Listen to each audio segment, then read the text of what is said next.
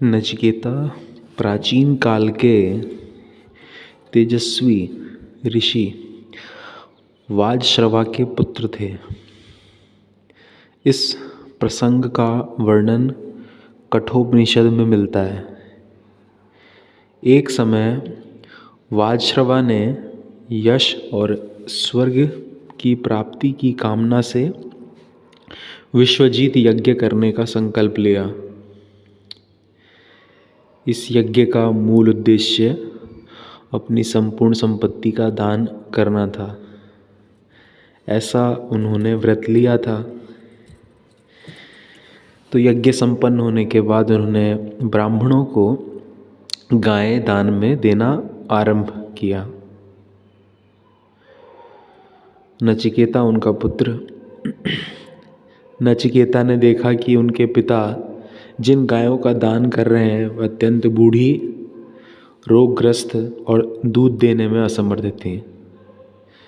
तभी उनके भीतर प्रश्न उठा कि जब दान का अर्थ श्रेष्ठ वस्तु का त्याग होता है, तब यह केवल धार्मिक आडंबर क्यों किया जा रहा है?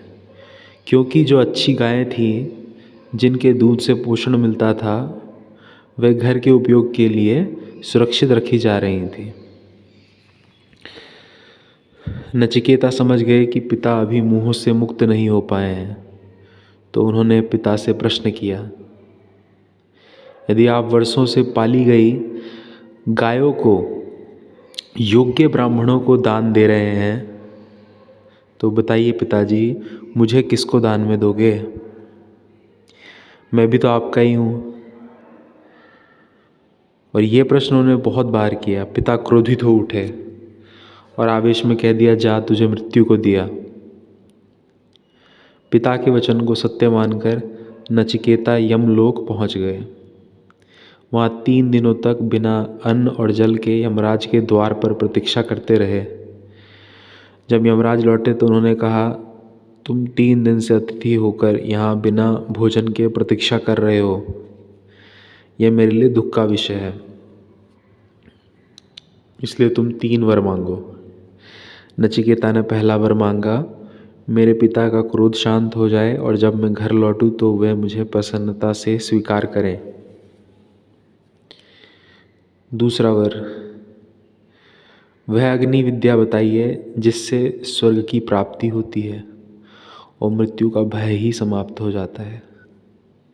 तीसरा वर मांगा, मृत्यु के बाद क्या होता है, आत्मा, जन्म और मृत्यु का रहस्य क्या है, मैं इसे जानना चाहता हूँ। यमराज ने पहले 2 वर प्रदान कर दिए, पर तीसरे प्रश्न पर उन्होंने नचिकेता को अनेक प्रकार के प्रलोभन दिए।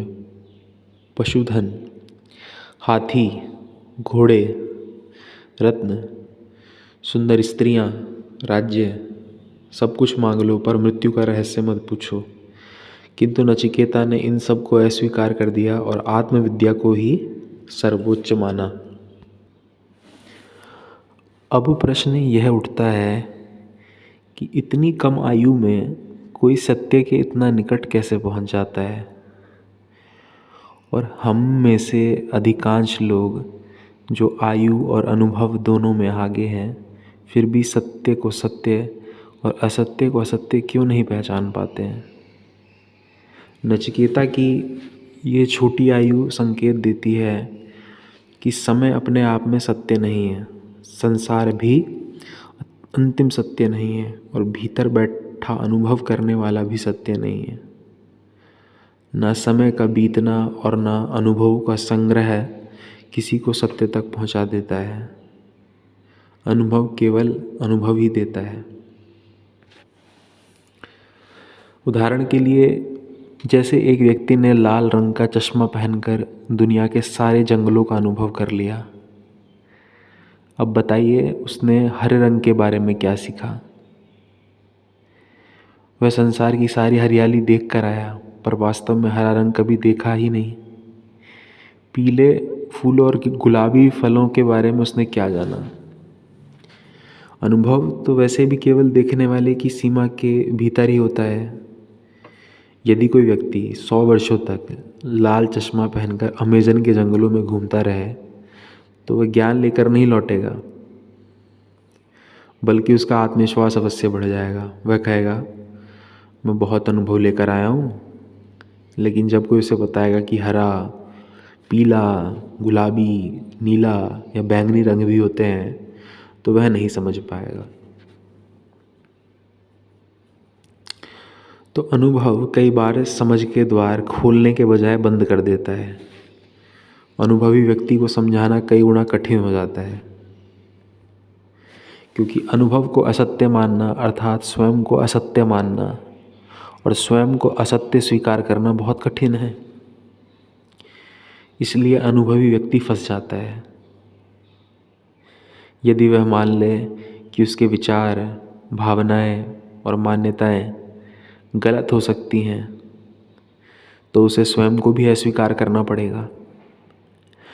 अपने अनुभव को खारिज करना अर्थात स्वयं को खारिज करना, और इतना साहस प्रायः हम में होता भी नहीं। हमारे भीतर एक कमज़ोर और भयभीत मन बैठा है, जो सच की आंख में आंख डालकर ये कभी नहीं कह पाता कि जो अभी तक जिया वो भ्रम था। इसलिए हम अपने अनुभवों का पिटारा लेकर घूमते रहते हैं। जैसे नचिकेता के पिता वाजश्रवा की प्रतिष्ठा दान और यज्ञ के कारण थी। यदि वे अपने आचरण की वास्तविकता स्वीकार कर लेते तो उनकी पूरी पहचान टूट जाती है। इसलिए विश्वास बन जाता है अतीत के आधार पर। अब आते हैं श्रद्धा पर। हम सामान्यतः श्रद्धा को विश्वास के समान मान लेते हैं। शब्दकोश भी श्रद्धा का अर्थ फेथ या बिलीफ बताता है, पर वास्तविकता में श्रद्धा का अर्थ विश्वास से बिल्कुल विपरीत है। श्रद्धा शब्द बना है श्रत और धा से। श्रत का संबंध है ऋत से अर्थात सत्य, ब्रह्म, जो जैसा है वैसा ही है, और धा का अर्थ है धारण करना। इसलिए श्रद्धा का अर्थ हुआ सत्य को धारण करना, और विश्वास अर्थात बिलीफ अहंकार की सुविधा से उत्पन्न होता है, जो हमारी समझ, भाषा और पूर्व धारणाओं से मेल खा जाए उसी पे विश्वास हो जाता है। मान लीजिए आपके सामने दो व्यक्ति आए, एक आपकी भाषा बोलता हो और दूसरा किसी दूसरी भाषा में बात कर रहा हो, तो आप तुरंत किस पर भरोसा करेंगे? उसी पर जिसकी भाषा आप समझते हैं। आपने ये नहीं जांचा कि वह सत्य बोल रहा है या नहीं, केवल इसलिए विश्वास हो गया क्योंकि वह आपको अपना सा लगा। तो विश्वास का अर्थ है अपनी मान्यताओं और पूर्वाग्रहों को सत्य मान लेता।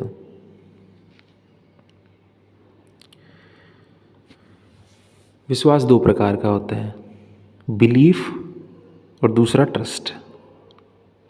बिलीफ अर्थात दूसरों के अनुभवों को सत्य मान लेना, और ट्रस्ट अर्थात अपने अनुभव को सत्य मान लेना। भ्रम दोनों में है, केवल स्तर अलग है। मूर्खता दोनों कर रहे हैं, लेकिन दूसरी मूर्खता पहली मूर्खता से थोड़ी कम मूर्खता है।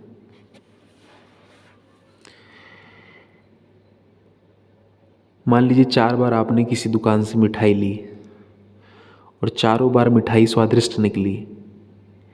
अब 5वीं बार उसी दुकान पर जा रहे हैं और कोई पूछे बताओ वहीं से क्यों खरीद रहे हो, तो आप कहेंगे विश्वास है इसलिए, मुझे विश्वास है कि मिठाई अच्छी ही मिलेगी।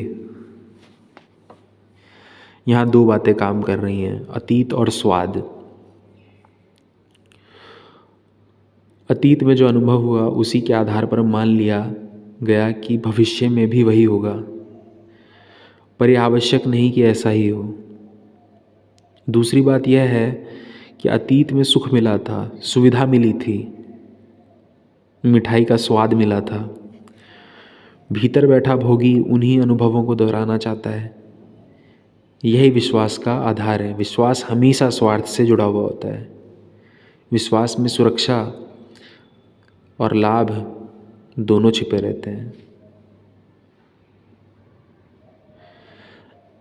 धार्मिक क्षेत्र में स्थिति तो और भी अलग है। मिठाई के उदाहरण में कम से कम आपने स्वाद चखा था। धार्मिक विश्वासों में तो अक्सर ऐसा होता भी नहीं है। वहाँ किसी ने स्वयं कुछ नहीं अनुभव किया होता, केवल सुनी सुनाई बातों को मान लिया होता है।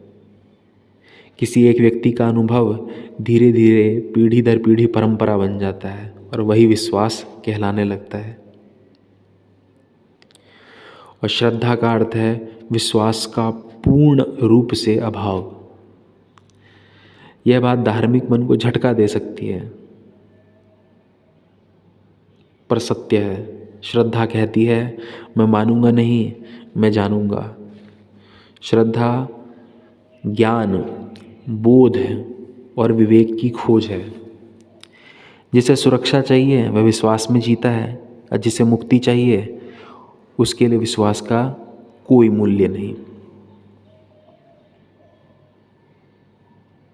विश्वास तो मजबूर व्यक्ति के लिए जरूरी चीज़ बन जाता है। यदि मैं आपकी आंखों पे पट्टी बांध दूँ और आपको बाहर निकलना हो तो आपकी मजबूरी हो जाएगी कि मैं जो कहूँ वो आप माने। मैं कहूँ 10 कदम दाएं चलो, फिर 90 अंश के कोण पर मुड़ो, फिर 8 कदम चलो, फिर बाईं ओर चलो, तो आपको मानना पड़ेगा, क्योंकि आपके पास देखने का कोई साधन ही नहीं है। पर जिसकी आंखें खुली होगी वह कहेगा दिख रहा है दोस्त, बताने की कोई आवश्यकता नहीं। इसी प्रकार अज्ञान में व्यक्ति विश्वास करने को मजबूर हो जाता है। उसकी मजबूरी समझिए। जिसकी लगाम, ऐसे घोड़े की लगाम किसी और के हाथों में है। और श्रद्धा का अर्थ है सत्य सर्वोपरि है। सुख सुविधा संबंध रहें या टूट जाएं, इससे कोई अंतर नहीं पड़ता। सत्य के सामने सब गौण है। सत्य के आते ही बहुत कुछ टूटता है। जैसे सूर्य निकलते ही अंधकार और भ्रम समाप्त हो जाते हैं।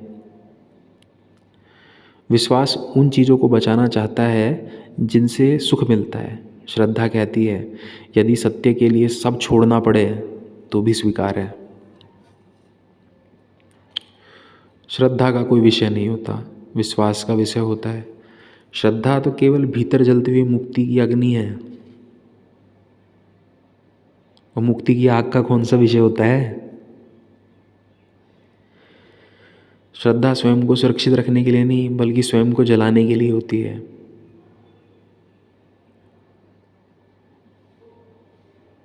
स्वयं को जानने के लिए होती है। और आत्मज्ञान के बिना श्रद्धा उत्पन्न नहीं होती, क्योंकि आत्मज्ञान ही तो बताता है कि हम अपने बनाए भ्रमों में जी रहे हैं।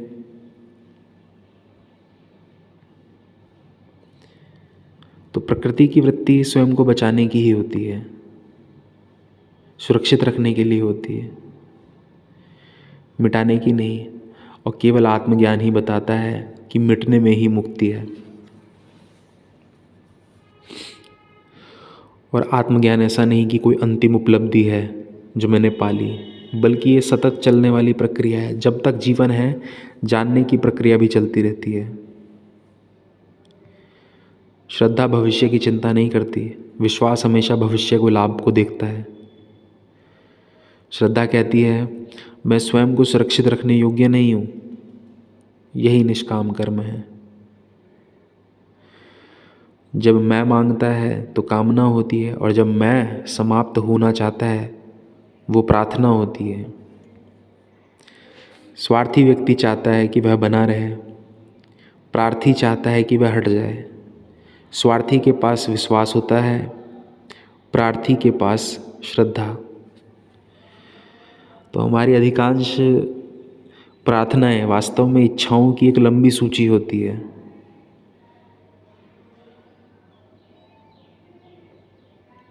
जो कि कामना मूलक होती है, और कामना और कल्पना साथ साथ चलते हैं। इसलिए जहाँ कामना है वहाँ सत्य टिक ही नहीं सकता। तो अध्यात्म का संबंध श्रद्धा से है और परंपरागत धर्म का संबंध विश्वास से।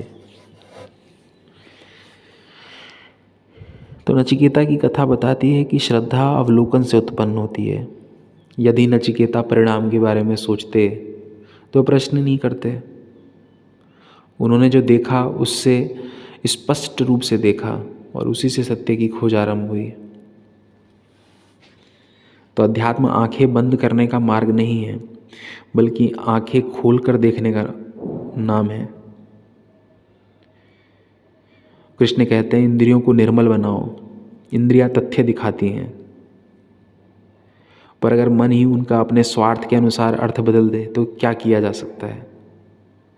तो समस्या देखने में नहीं, देखने की व्याख्या में है, देखने वाले की आंख में है। जैसा अमेजन वाले जंगल में देखा, आंखें दिखाती तो है पर मन देखना नहीं चाहता। यही नचिकेता की श्रद्धा है कि सत्य चाहिए, सत्य किसी भी कीमत पर। यही उपनिषदों का धर्म है।